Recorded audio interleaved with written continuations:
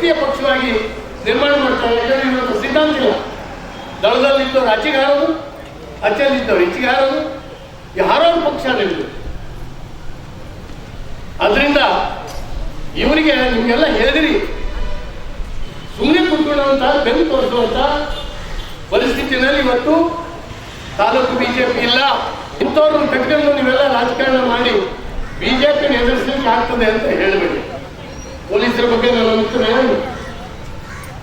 ಹೇಳು. ನಾನು ಮೊನ್ನೆ ದಿನ ನನಗೆ ರೋಷಿ ಹೇಳ್ತೀನಿ, ಸದ್ಯದಲ್ಲೇ ಪೊಲೀಸ್ ಸ್ಟೇಷನ್ ಎದುರುಗಡೆ ನಾನು ಭಾಳ ಹಿಂದೆ ಮಾಡ್ಕೊಂಡು ಬಂದಿದ್ದೆ ಅಂತ. ಆಡಳಿತ ಪಕ್ಷ ಹೇಳಿದವರಿಗೆ ಮಾಡಿ, ಆಡಳಿತ ಪಕ್ಷ ಹೇಳಿದವರಿಗಿಂತ ಸೆಕ್ಷನ್ ಅವರ ನಿರ್ದೇಶನ ಪ್ರಕಾರ ಹಾಕ್ತೀನಿ ಅಂತ. ನಿಮ್ಮ ಪೊಲೀಸ್ ಸ್ಟೇಷನ್ ಹೆಂಗೆ ನಡೀತದೆ ಅಂತ ನೋಡಕ್ಕೂ ನಾವು ಬರ್ಬೇಕಾಗ್ತದೆ.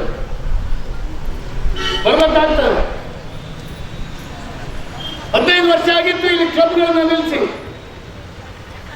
ನನಗೆ ರಾತ್ರಿ 12 ಗಂಟೆಗೆ ಫೋನ್ ಮಾಡ್ತಾ ಇದ್ರು ಕೆಲವು ಮಹಿಳೆಯರು, ಏನಿದೆ ನರೇಂದ್ರ ಅವರೇ, ನಮ್ಮ ಅಂಗಲ್ಲೇ ಹೋಯ್ತಲ್ರಿ, ನೀವೆಲ್ಲ ಸೇರ್ಕೊಂಡು ಇಸ್ಪಿಟ್ ಕ್ಲಬ್ ಓಪನ್ ಮಾಡಿಸಿ ನನ್ನ ಗಂಡನ ಹಾಳು ಮಾಡ್ತಾ ಇದ್ದೀರಿ. ಕಣ್ಣೀರು ಹಾಕಿ ಕೆಲವು ಮಹಿಳೆಯರು ಫೋನ್ ಮಾಡಿ ಕ್ಲಬ್ ನಡೆಸೋರು ಯಾರ್ದೋ ಬಗ್ಗೆ ಪ್ರಿಜುಡಿಸ್ ಆಗಲ್ಲ, ಅವ್ರು ಯಾವುದೋ ಪಕ್ಷ ಅಂತ ಹೇಳಿ ದೇವರೇ ಅಲ್ಲ. ಹೀಗೆ ಮನೆಯಾಳ ಕೆಲಸ ಯಾಕೆ ಮಾಡ್ತೀರಿ ನೀವು ಅಂತ ಹೇಳಿ ಹೇಳಿದ್ರೆ,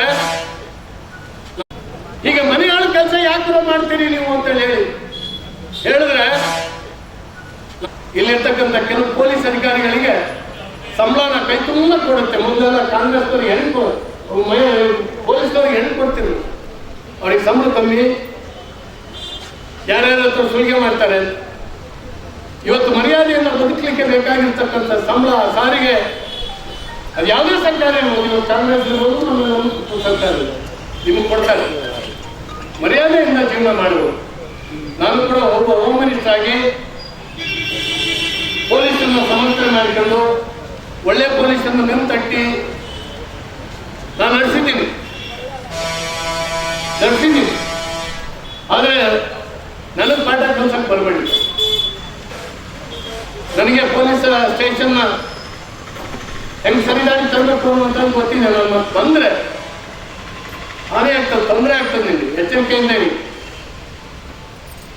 ಸುಮಾರು 2-3 ತಿಂಗಳಾಯ್ತು ಕ್ಲಬ್ ನಡೀತಾ. ಮನೆ ದಿನ SP ಅವರಿಗೆ ಹೇಳಿದೆ, ನಾವಿದನ್ನು ಕಣ್ಣಲ್ಲಿ ನೋಡ್ಕೊಂಡು ಸುಮ್ಮನೆ ಕೂರ್ಲಿಕ್ಕೆ ಆಗೋದಿಲ್ಲ, ಆಕ್ಷನ್ ಮಾಡಬೇಕು, ಇಲ್ಲ ನಾವು ಪಾಠ ಕಲಿಸ್ತೀವಿ ನಿಮ್ಮ ಪೊಲೀಸ್ನವರಿಗೆ ಅಂತ.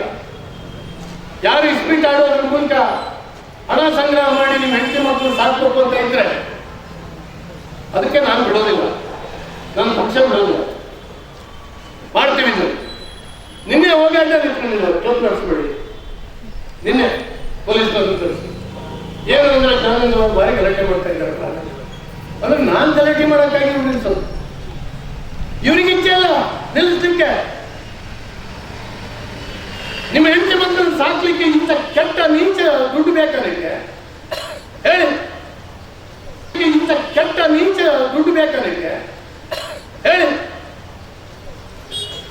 ಇಡೀ ಪೊಲೀಸ್ ವೃಂದಕ್ಕೆ ನೀವು ಅವಮಾನ ಮಾಡ್ತಾ ಇದ್ದೀರಿ. ಆ ಯೂನಿಫಾರ್ಮ್ ಹಾಕೊಂಡು ತಿಂತಳಿ ಅಂತ ಸುಸಂಸ್ಕೃತ ತಾಲೂಕಿನಲ್ಲಿ ಇದ್ದೀರಿ, ನೀವು ಮರಿಬಾರ್ದು. ಗೊತ್ತಿದೆ, ಅನೇಕ ಹಗರಣಗಳಿದ್ದಾವೆ. ಯಾವ ಯಾವ ಪ್ರಕರಣದಲ್ಲಿ ಎಷ್ಟೆಷ್ಟು ದುಡ್ಡು ತಿಂತೀರಿ, ಅಣ್ಣ ತಮ್ಮ ಜಗಳ ಆದ್ರೆ ನಾನು ಮೊನ್ನೆ ಹೇಳಿದೆ, ಹಿಂದಿ ಕೂಡ ಇತ್ತು. ಒಂದು ಕೊನೆಗೂ ಇಲ್ಲ, ಸರ್ಕಲ್ ಇನ್ಸ್ಪೆಕ್ಟರ್ ಮಾಡ್ತಿದ್ದ, ಇನ್ನೊಂದು ಕೊನೆಗೂ ಇಲ್ಲ ಎಷ್ಟು ಮಾಡ್ತಿದ್ದ. ಇತ್ತೀಚೆಗೆ ಮತ್ತೆ ಶುರುವಾಗಿದೆ ನಿಮ್ಮ ಪದ. ಈ ಏಣಿ ಹಿಡ್ಕೊಂಡು ಜೋತ್ ಬೀಳ್ತೀನಿ ಗೊತ್ತಿಲ್ಲ, ಅದನ್ನು ಮಾಡ್ತೀವಿ, ನನಗೆ ಗೊತ್ತಿದೆ.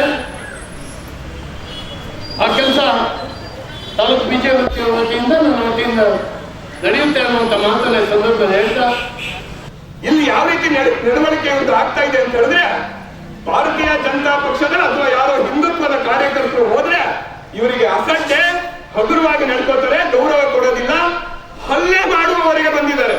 ಹಲ್ಲೆ ಮಾಡುವವರಿಗೆ ಇವತ್ತು ನೀವು ಆ ವಿಷಯವನ್ನು ಹೇಳಲ್ಲ. ಪೊಲೀಸರಿಗೆ ನಾನು ಎಚ್ಚರಿಕೆ ಕೊಡ ಬಯಸ್ತೀನಿ, ಕಾನೂನು ರೀತಿಯ ಕ್ರಮ ಕೈಗೊಳ್ಳಬೇಕು. ನಿಮಗೆ ಕೈ ಎತ್ತುವ ಅಧಿಕಾರ ಇಲ್ಲ. ಅದಕ್ಕೆ ಉತ್ತರ ಬರೋ ದಿನಗಳಲ್ಲಿ ಭಾರತೀಯ ಜನತಾ ಪಕ್ಷ ಠಾಣೆಯ ಎದುರುಗಡೆ ಪ್ರತಿಭಟನೆ ಮಾಡೋದ್ರ ಮೂಲಕ ನಿಮ್ಗೆ ಉತ್ತರ ಕೊಡೋದು ಬರೋ ದಿನಗಳು ಕೂಡ ಇಲ್ಲ. ಸರಿಯಾಗಿ ನಡ್ಕೊಳ್ಳಿ. ಕಾಂಗ್ರೆಸ್ಸಿನ ಕಾರ್ಯಕರ್ತರು ಅಲ್ಪಸಂಖ್ಯಾತರು ನಿಮ್ಮ ಪೊಲೀಸ್ ಸ್ಟೇಷನ್ ನಲ್ಲಿ ಆತಿಥ್ಯವನ್ನು ಪಡಿತಾರೆ, ಅವರ ಮಾತಿಗೆ ಗೌರವ ಕೊಡ್ತೀರಿ. ಭಾರತೀಯ ಜನತಾ ಪಕ್ಷ ಹಿಂದುತ್ವದ ಕಾರ್ಯಕರ್ತರ ಬಗ್ಗೆ ಹಗುರವಾಗಿ ನಡ್ಕೊಂಡ್ರಿ ಅಂದ್ರೆ ನಿಮಗೆ ಬರೋ ದಿನಗಳಲ್ಲಿ ಇನ್ಸ್ಪೆಕ್ಟರ್ಗಳು ಗಮನ ಇಟ್ಟು ಕೇಳ್ಕೊಳ್ಳಿ. ನಿಮಗೆ ಬರೋ ದಿನಗಳಲ್ಲಿ ಪೊಲೀಸ್ ಸ್ಟೇಷನ್ ಎದುರುಗಡೆ ಪ್ರತಿಭಟನೆ ಆಗ್ತದೆ. ಭಾರತೀಯ ಜನತಾ ಪಕ್ಷ ಸುಮ್ಮನೆ ಕೂರೋದಿಲ್ಲ. ಮತ್ತೊಂದು ಕೊನೆಯ ಮಾತು, ಸರ್ಕಾರ ಬದಲಾವಣೆ ಆಗೋದು ಸಹಜ ಪ್ರಕ್ರಿಯೆ. ಇವತ್ತು ಕಾಂಗ್ರೆಸ್ ಇದೆ ಅಂತ ಹೇಳಿ ನಿಮ್ಮ ನಡವಳಿಕೆ ಹೇಗಿದೆ ಅನ್ನೋದು ತಿದ್ದುಕೊಳ್ಳದೆ ಇದ್ರೆ ಚಕ್ರ ಇದೆ. ಭಾರತೀಯ ಜನತಾ ಪಕ್ಷ ಮುಂದೊಂದಿನ ಅಧಿಕಾರಕ್ಕೆ ಬರುತ್ತೆ ಅನ್ನೋದನ್ನ ನಿಮಗೆ ನೆನಪಿಸ್ತಾ, ಇಲ್ಲಿ ಇಷ್ಟು ಬಿಸಿಲಿನಲ್ಲೂ ಕೂಡ ಈ ಹೋರಾಟದಲ್ಲಿ ಭಾಗವಹಿಸಿ ಅತ್ಯಂತ ಹೆಚ್ಚು ಧಾರ್ಮಿಕ ಕಾರ್ಯಕ್ರಮಗಳು ಇವತ್ತಿದ್ರು ಕೂಡ ಈ ಹೋರಾಟಕ್ಕೆ ನೀವೆಲ್ಲರೂ ಕೂಡ ವಿಶೇಷವಾಗಿ ಭಾಗವಹಿಸಿದ್ದೀರಿ. ಅದರಲ್ಲೂ ಮಹಿಳಾ ಮೋರ್ಚಾದ ಅನೇಕರು ಅಧ್ಯಕ್ಷರನ್ನು ಸೇರಿ ತಾವೆಲ್ಲರೂ ಹೆಚ್ಚು ಪರಿಶ್ರಮ ಹಾಕಿ ಕಾರ್ಯಕ್ರಮವನ್ನು ಯಶಸ್ವಿ ಶ್ರಮಿಸಿದಿರಿ. ತಾಲೂಕು ಬಿಜೆಪಿ ಅಧ್ಯಕ್ಷನಾಗಿ ನಿಮ್ಮೆಲ್ಲರಿಗೂ ಕೂಡ ಆಗಮಿಸಿರುವ ನಿಮ್ಮೆಲ್ಲರಿಗೂ ಮಾಧ್ಯಮದವರಿಗೂ ವಂದಿಸಿ ನನ್ನ ಮಾತಿಗೆ ಹೇಳ್ತೀನಿ. ಭಾರತ್ ಕನ್ನಡ ನಿರ್ಭೀತಿಯಿಂದ ನಿಮ್ಮ ಜೊತೆಗಾರ.